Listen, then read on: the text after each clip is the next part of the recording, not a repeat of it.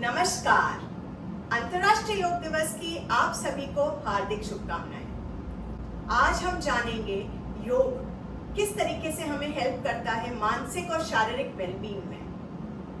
हम सब जानते हैं योग जो है वो आसना और प्राणायाम से परे है, यानी बियॉन्ड है। तो हम क्या कह सकते हैं? हम कह सकते हैं योग एक जर्नी है, योग एक ट्रांसफॉर्मेशन है, या योग एक वे ऑफ लाइफ है, या फिर योग जो है एक प्रोसेस ऑफ कंसंट्रेशन है, ध्यान लगाने का प्रोसेस को भी हम योग कह सकते हैं। जब हम बात करते हैं कंसंट्रेशन की, तो आपने नोटिस किया होगा कि जिस काम में आपको रुचि है ना, उसमें तो आप पूरी तरीके से फोकस रहते हैं और उसको पूरी अवेयरनेस के साथ करते हैं। लेकिन जैसे ही वो आपका खत्म हुई एक्टिविटी, आपका ध्यान गया।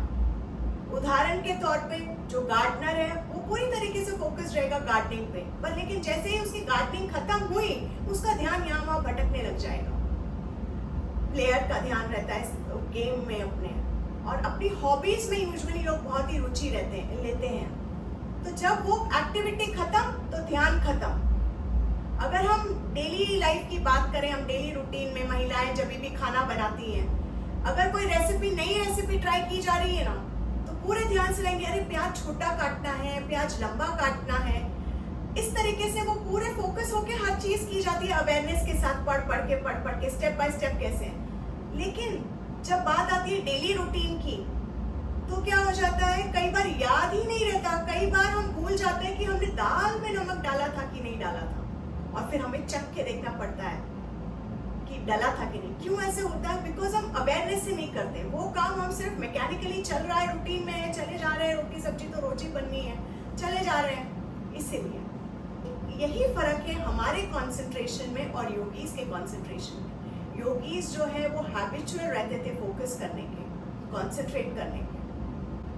अब आप मुझे कहेंगे मैं तो ध्यान लगाने की कोशिश करती हूँ, लेकिन मेरा तो ध्यान ही नहीं लगता।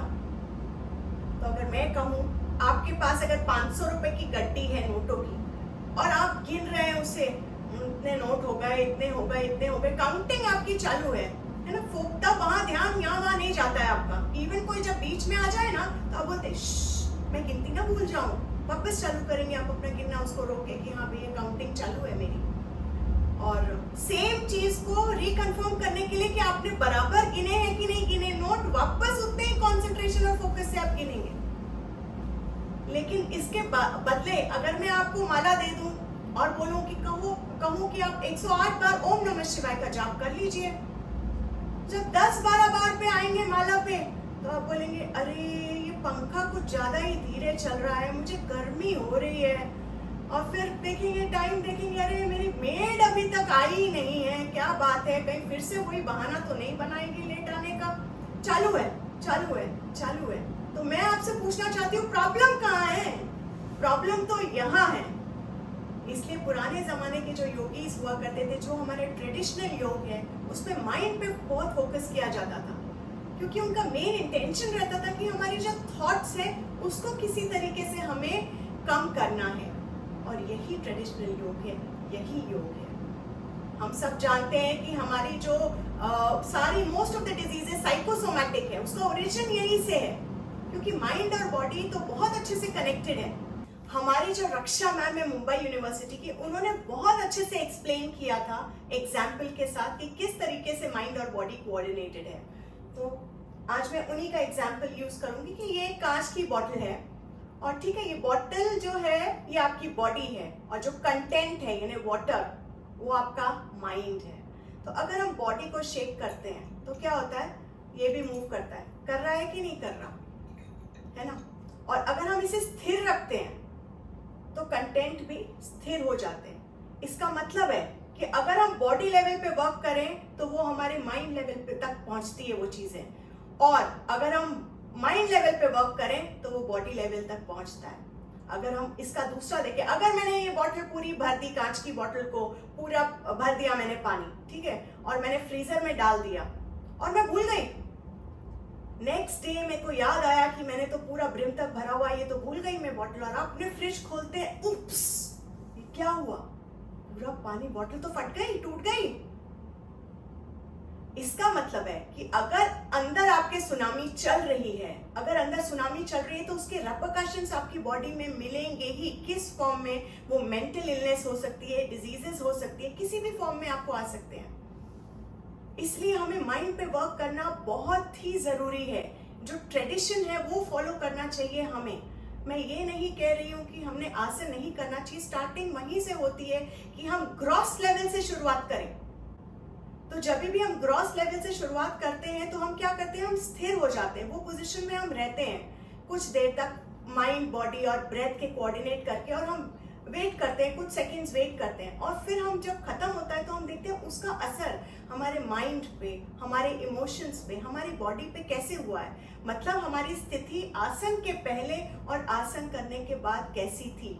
अगर आप अवेयरनेस से करेंगे तो आप रियलाइज कर सकते हैं। अगर आपने ऐसे ही बस हाथ पैर हिलाते रहे, जल्दी जल्दी एक्सरसाइज हो गई वो, तो हम उसे योग आसन नहीं कहेंगे।